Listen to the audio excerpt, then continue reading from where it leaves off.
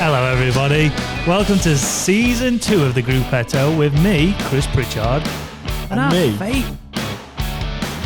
our favourite interrupter, Cameron Jeffers. I got a mixed reaction on the last podcast, didn't I? What? I don't know, I didn't read comments. You don't read comments? I mean, I did. Tell me what they said. You read comments. Unless it's got the word Chris and Pritchard in it, I don't read it. No, what was that guy? We had, I mean, most of them were quite nice. Oh, Jeff. Are we on about Jeff? Jeff. Jeff. So we received a bit of a nasty, quite a long, nasty comment. I wouldn't say nasty though. It was, it wasn't nasty, but I've seen worse. I've read worse. But I mean, I'm not bothered about that kind of thing. But why are you talking about it now then? Because I want to inform the viewers that we invited him on the podcast. Oh yeah. To kind of air his concerns in front of on record, on voice, rather than sat behind his little computer screen. Let's be honest though, we just called him out knowing that he wouldn't do that. Yeah. You know exactly what kind of person someone is who takes the time to write a paragraph being mean to someone for no reason. But maybe this can be a bit of like a shop front. So if anyone out there has ever said like a nasty, not a nasty, like if anyone said anything, a trolling comment to either me or Chris, take a screenshot of the comment. Yeah, bring it on. Send it to us, and if you've got the balls, come on the podcast. Let's talk about issues. Yeah, because I've said this a few times. We'll get to our guest in a minute, everybody. By the way, who just sat here like, come on, boys, talk to me. I've always thought about a fee's not cheap as well. So hurry up. Yeah, I've thought about talking to people that troll and going finding them, but most of them hide behind an anonymous name, so you'll never find them. But there was Curtis Woodhouse. I sent you a message. Yeah, with the link. Yeah, he used to be a professional footballer, and then he became a boxer. Someone called him out on Twitter, and he just found out who it was, went round to his house and knocked on his door. This kid obviously answered and went, "Oh my god, shit, sorry." Yeah, but that's what I think. Most of the time, a lot of people have these own insecurities in themselves, so they feel like they have to.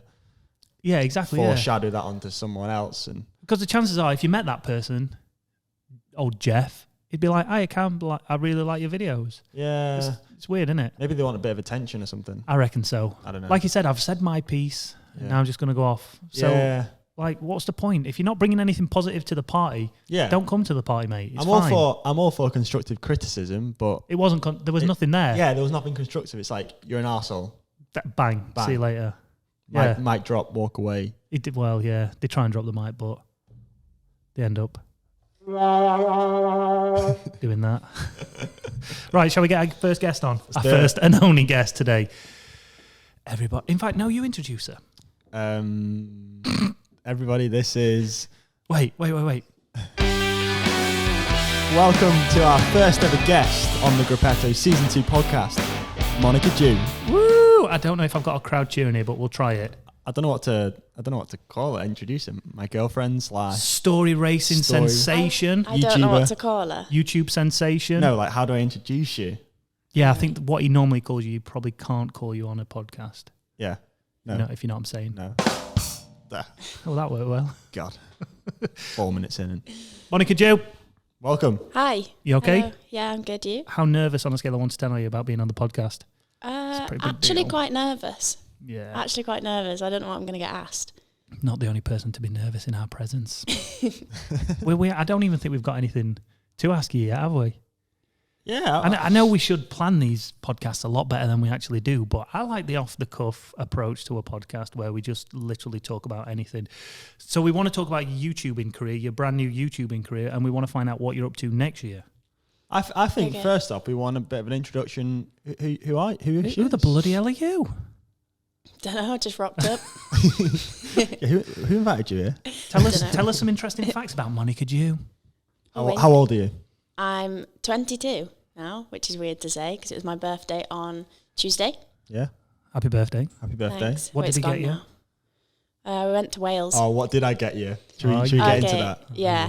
So he got me a surprise. Yeah. And we were meant to be zip wiring in Wales, which is the fastest in the world. Yeah. And it was cancelled because of the high winds and rain.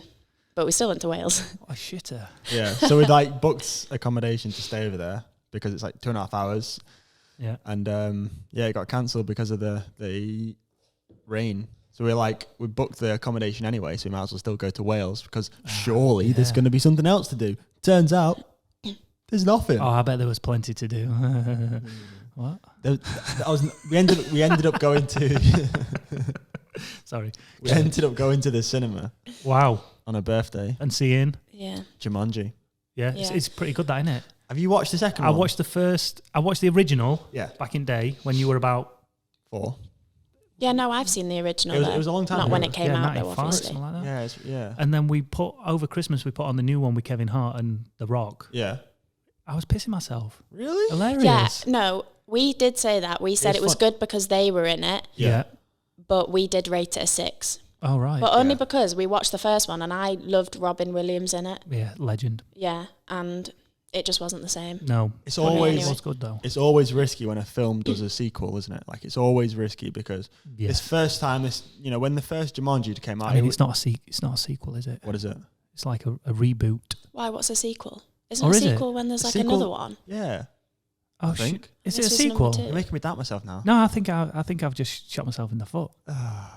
Anyway, I think it's always risky sequel, because like the first one, when he first did this, like these people are going inside a computer game. It's revolutionary. No one's ever thought of this idea before. They've got to complete a computer game to get back into the real life. And it was amazing because it was like the first time that's ever been done. And I think because of that, they did the sequel and it just wasn't as good. Like, right. I've not seen it. Amanda took Milo to see it. The sequel. I thought you meant the first version. Sure. I've got some advice. Jumanji Don't pay the cinema price to go and see it. Wait till it comes out. That's pirate what I'd say. it. Is that what you're saying? Pirate it. Yeah, that's what I'm saying. LimeWire. No? Do you remember that? Do you remember that? Yeah, I do. Do you? I used to get all my music. LimeWire. I remember when it got shut down as well. I remember when it got shut down. It was like all over the news. Right, so all we know about Monica at the minute is she's 22 years old now. Yeah, and she's a pirater films. Currently a cyclist as well, riding for... this year now, Story racing again. Okay. How many years have you been riding for Story? This will be my 5th, I think. Well, my 5th year with Sarah and Barney, but Story's been going like 3 years. Yeah. As that set up. So yeah, 3. I think this will be the 3rd year with them. Decent. And last year you were targeting the time trial, National Time Trial Championship. Yeah. Is that same again this year? What's the deal? This year is my last year under 23. Whoop. So I do want to get on the podium for it. Damn right. Because I got 8th last year, but I feel like the top 10 was so close, like as a TT always is. Like it wasn't like seconds, but it wasn't like I didn't roll in like an hour behind. Yeah. And the gaps weren't big, so I think it's doable. But if that's all I target this year, like as a main target, right, and then beyond that's that, what I want to do. Or have you not thought about it? Is it not? I've not really thought about it yet, but I think the team have ambitions to do Tour Series, and they want me as like a lead rider in that. So yeah, probably that, and then the next big goal will be TT Nationals. But I think it'll be earlier this year because of the Olympics is in August, isn't it? Yeah. So when's Nationals? Normally July? July, yeah. Yeah, so I think it could be either earlier in July or June. Is it like the last weekend before the Tour? Yeah, it's like Nationals. The 20-something, isn't it? The Nationals? Yeah. I didn't think they were going to put them that close to... I always thought it was the week before the Tour, so everyone turned up at the Tour with the brand new national jerseys. Wait, no? isn't Nationals after the Tour? I don't know. Oh, God. I should probably know this if I'm targeting it. We should all know this being cycling. I've got no idea. I've got no idea. No? But anyway, it's going to be earlier than it was last year, regardless when it will be. Anyway. Wicked. And then you've got a brand new career in YouTubing. So is this what you plan on doing afterwards, after racing, or are you going to... Because we spoke before, and I don't know if I'm all right saying this, but like, you don't see a professional career in cycling going all the way to World Tour. Yeah, right? no, for sure, yeah. Cool. You don't mind me saying that? No. Wicked. Yeah. We'll keep that in. Too hard. I feel like cycling now, though, like it's just a year. You just take year by year. Yeah. Even like month by month, really, because it's not... I don't think you can... Unless you've got like the Olympics as your end goal, I don't think you can look at it like, I've got years. Yeah, it's just like a progressive thing, isn't it? You just take it year after year because it's not set in stone with cycling anymore. It's not, but a lot of people will have the ambition to eventually get to it. Oh, like if it happened, you'd go and do it. Yeah. But you're not putting all your eggs in that basket saying, I want to make it into the World Tour. Because I feel like unless you literally sit here and you're like, I want to be a professional cyclist and I want to race World Tour, then you don't want it. And you need to want it to be at that level because it's such a big step up. Like it's so hard. So you're just going to keep riding until you stop enjoying it? Yeah, I think so. Like I love riding my bike, and I think sometimes when you set your ambitions too high, you forget why you're doing it. Mm-hmm. So I think it's about having ambitions and having goals like the TT Nationals and stuff, but just doing it goal by goal, not necessarily thinking like, oh God, I want to make it to World Tour, but it just seems so far away. Mm-hmm. So yeah, I'm just going to continue doing what I'm doing and just love riding my bike and racing and stuff. So then YouTube, what's all that about?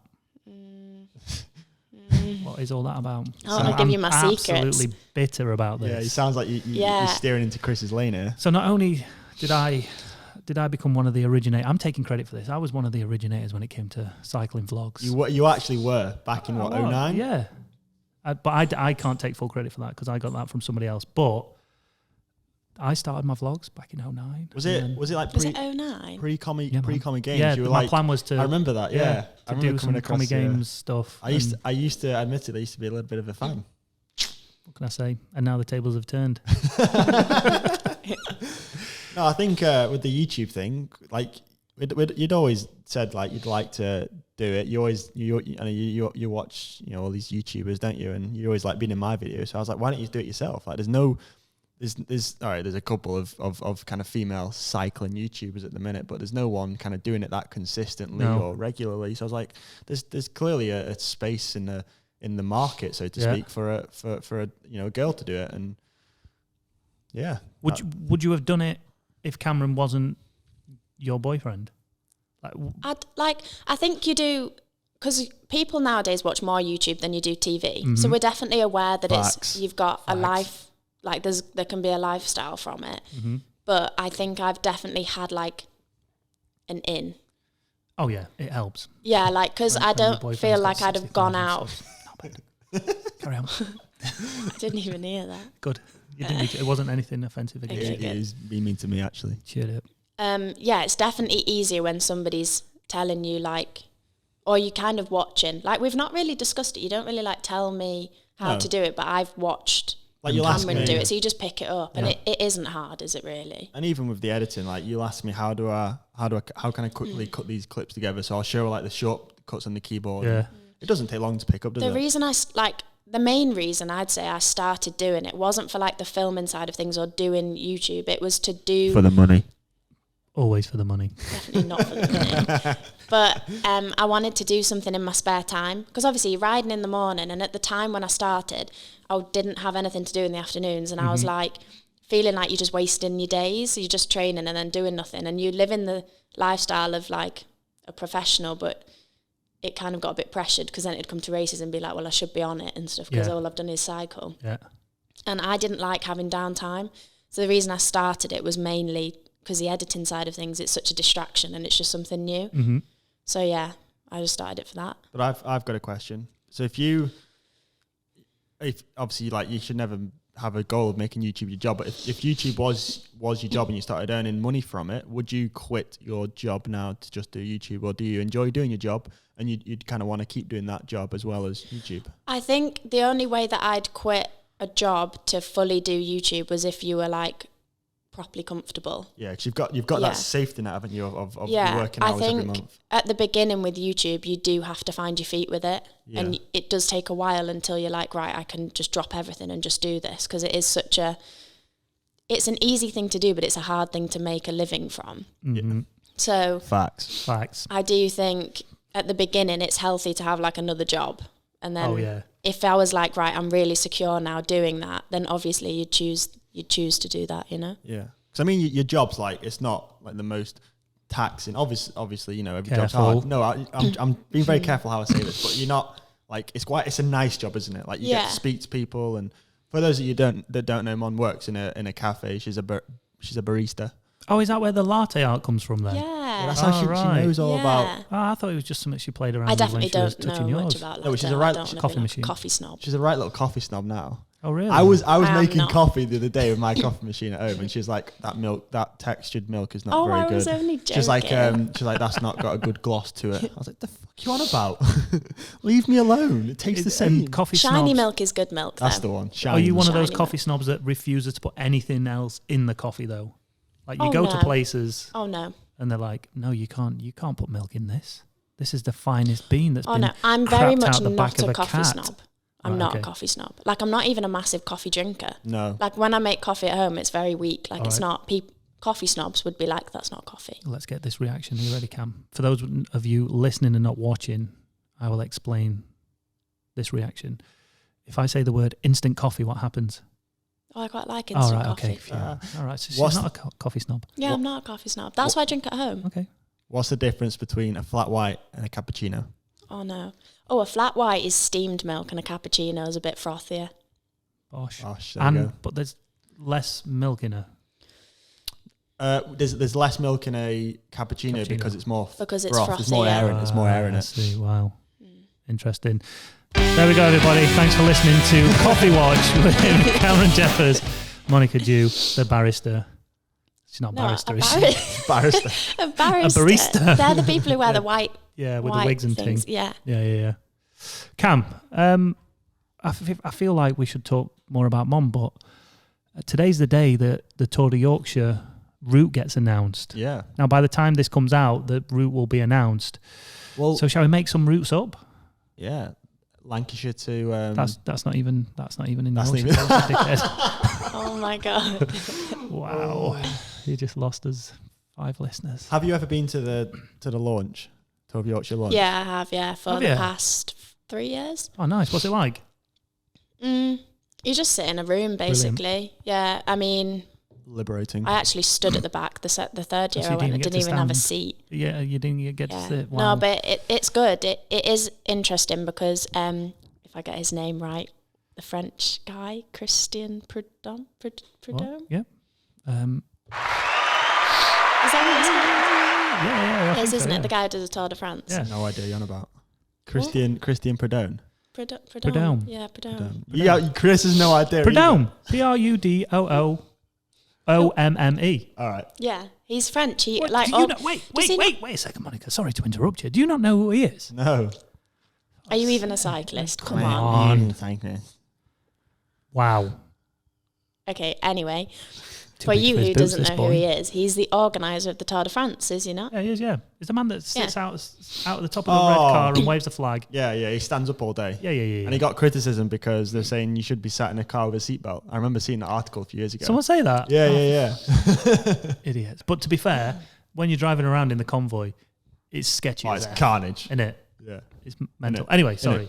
Yeah, so he's there. So that's cool because you like if you don't go to the Tour de France, you don't really see him. Yeah. So it's cool to think he organises one of the biggest race. Yeah. And he's there.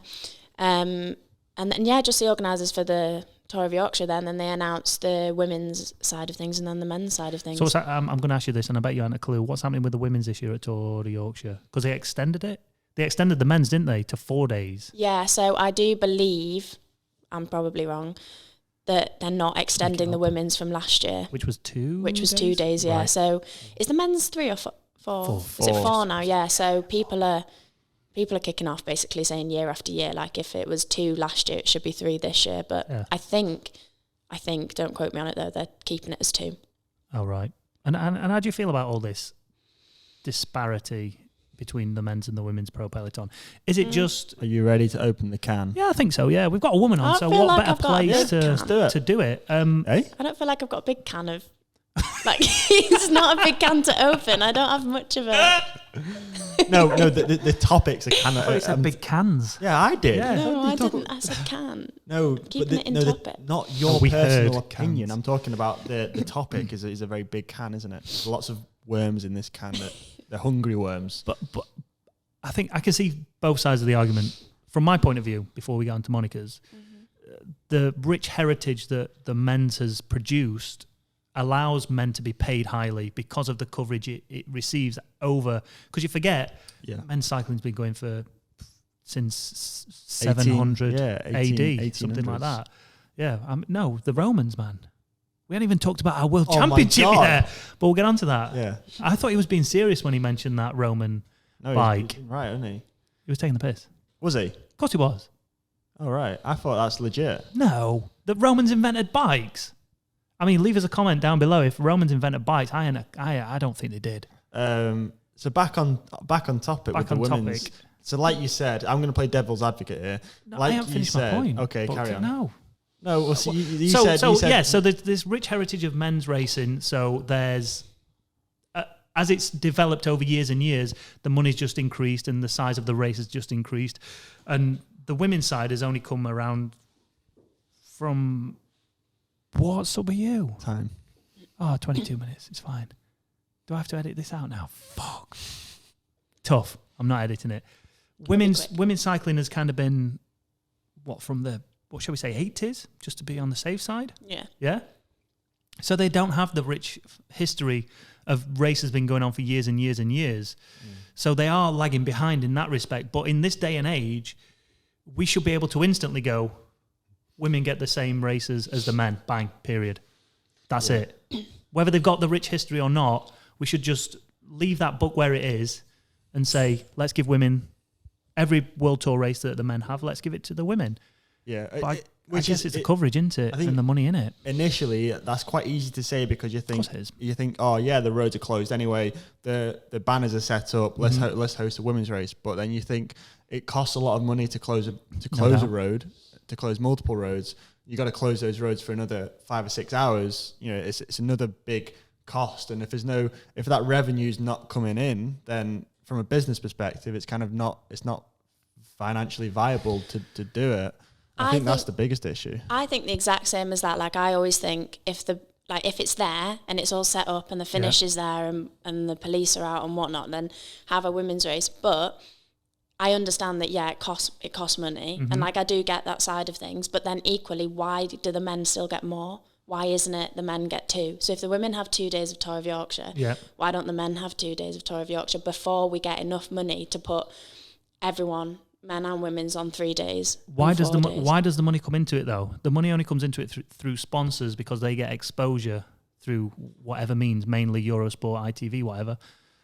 Why don't they just force them to put the women's on? Because the women's racing, whether you like it or not, is more 9 times out of 10 more exciting than the men's. Oh, definitely, it's more open. Yeah. But maybe they don't want to get to a stage where they're forcing Eurosport out of the market. So if they don't see the financial net gain of hosting a women's race, then they might take that much of a loss from it. They don't want to even be involved in the men's racing.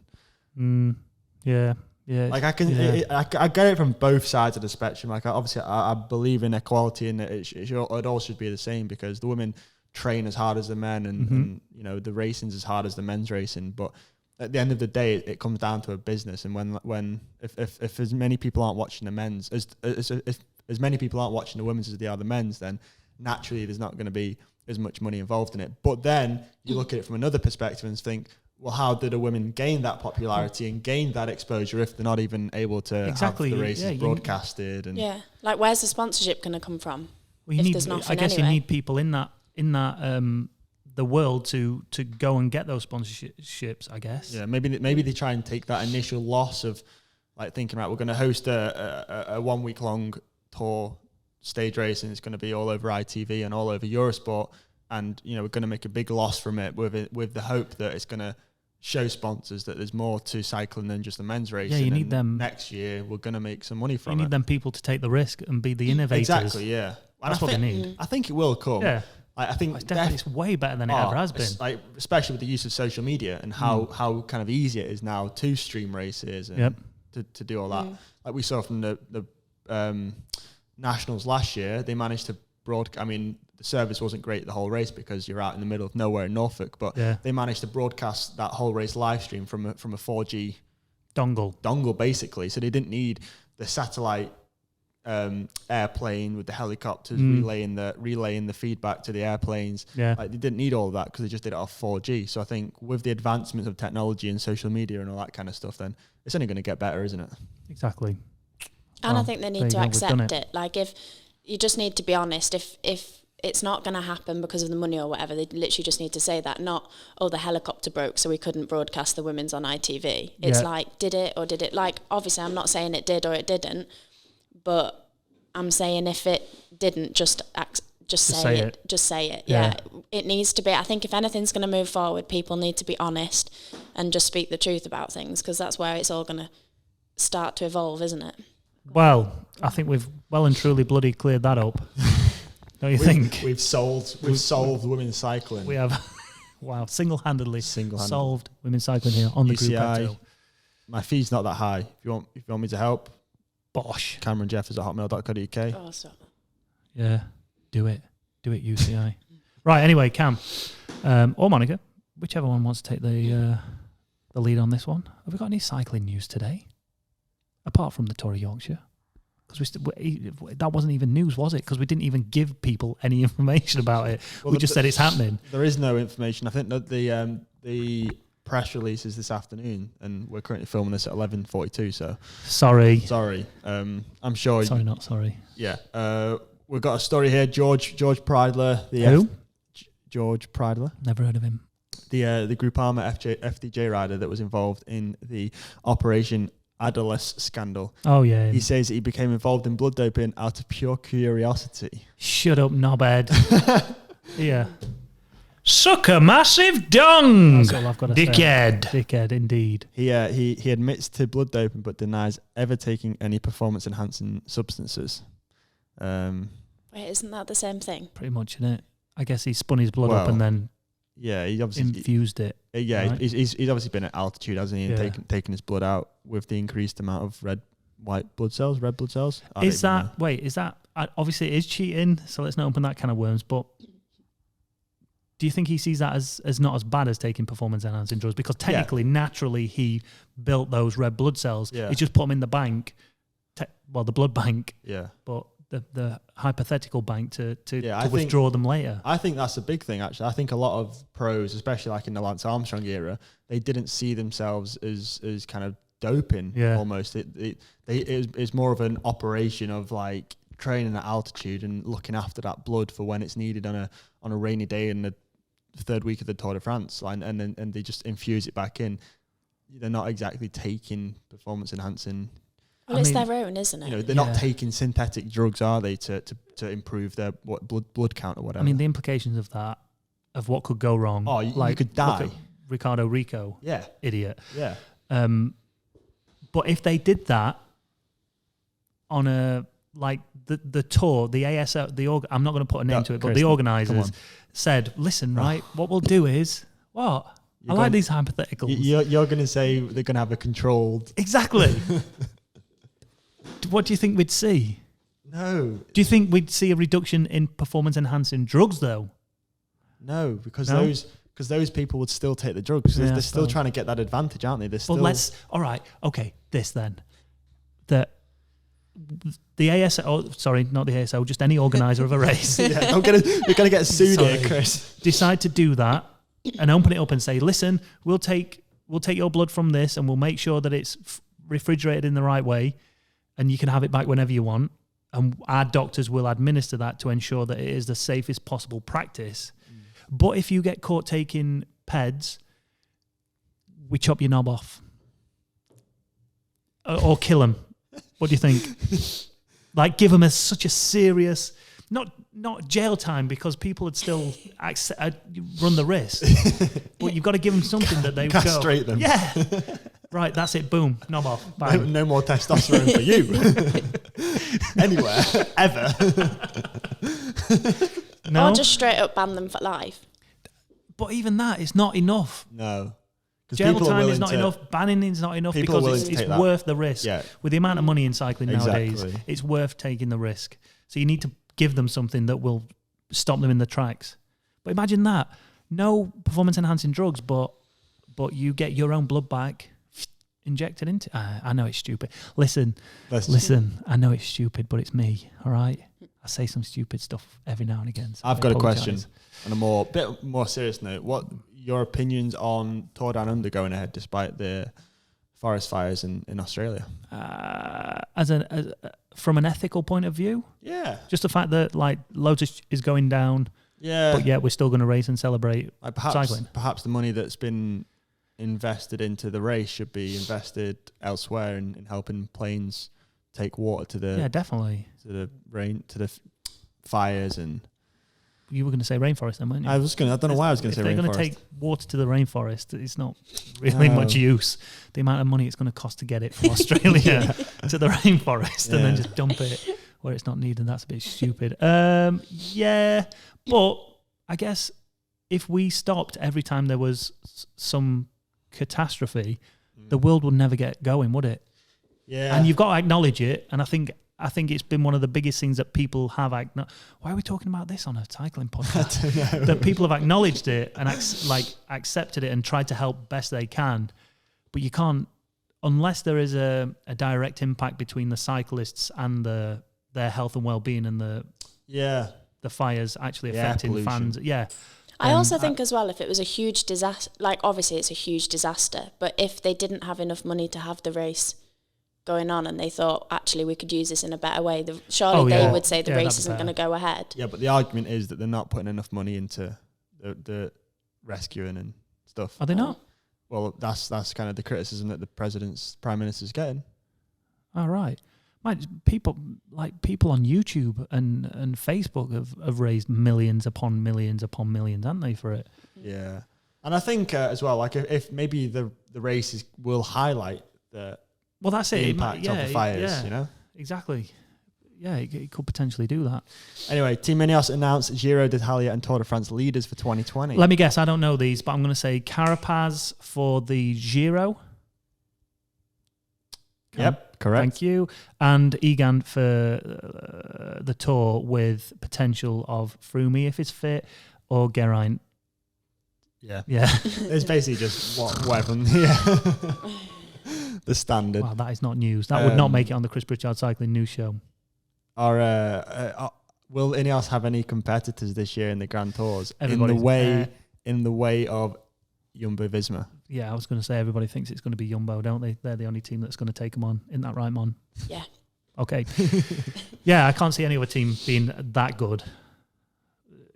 Jumbo-Visma have been kind of knocking on the door, especially last year. They had an amazing season last year. Yeah, and they've got a bigger budget this year, haven't they? Yeah. So if they don't do it now, it looks like unless something happens to Ineos and that team implodes, then it's going to be them for the rest of eternity. Can you imagine Chris Froome still racing Grand Tours when he's like 85 years old? Wait, wasn't there something the other day? Didn't he go home early from somewhere? I don't get this. Fake news, apparently. Fake news. Yeah. So he wasn't even at a training camp. Apparently he was at home. What? When that story came out. Who put the story out? Me. Apparently his coach.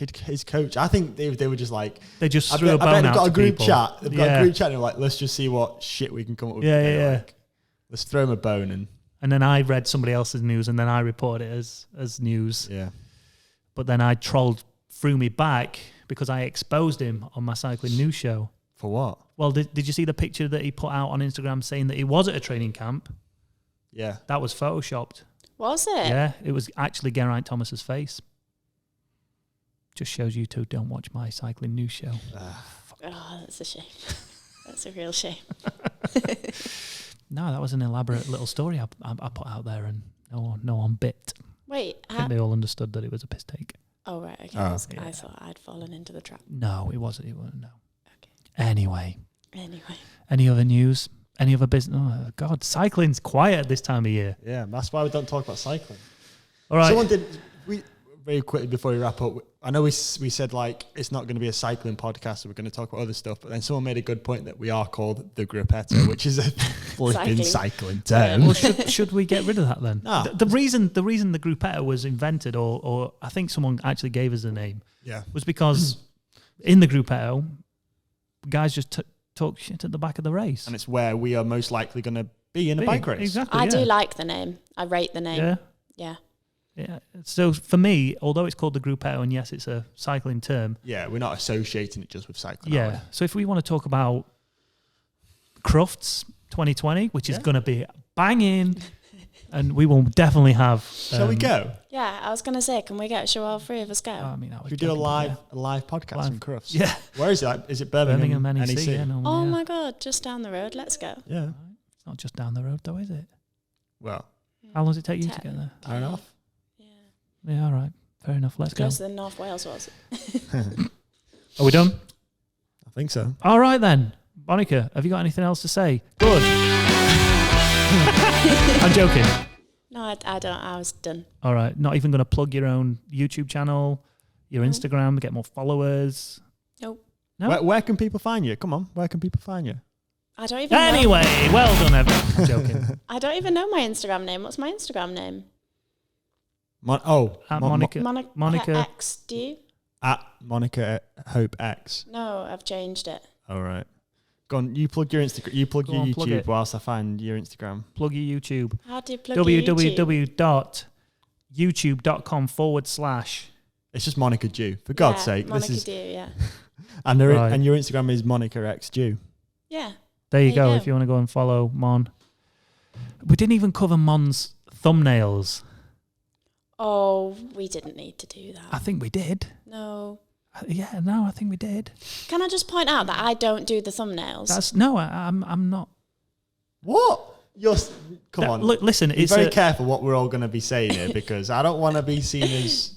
Let's be careful. Well, I've got to pull you up on it because it's affecting my views. Maybe start putting your bum in your thumbnail. Well, you just got you. Maybe I should. Yeah. It's not going to go down well, though, is it?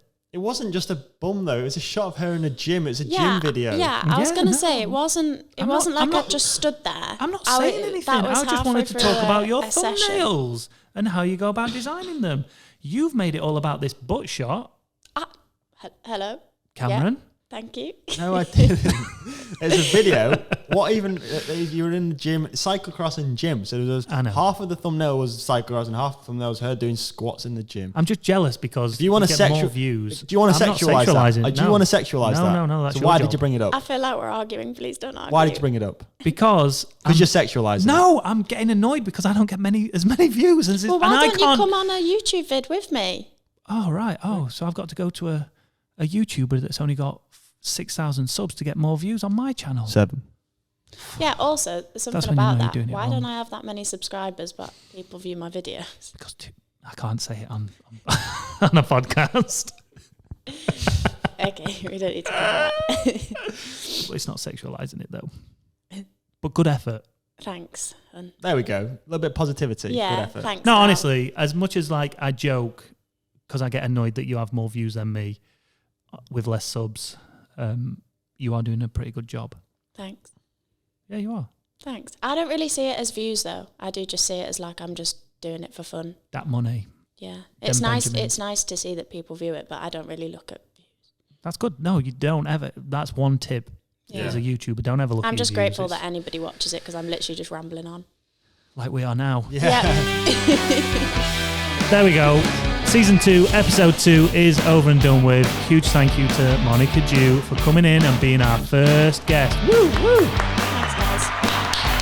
Woo, woo. We might be back next week. Depends what Cameron's up to, innit? Or if the UCI haven't sued us. Or listen, my nose is running. Yeah, it's because it's so cold. Yeah, we should have explained this, but it's fucking to no point now. Listen, I just need to say for legal reasons that if I don't know what I need to say, but we didn't mean anything that we just said. Please don't sue us. All right? We could have been talking about anybody. Thanks. My name's Jeff.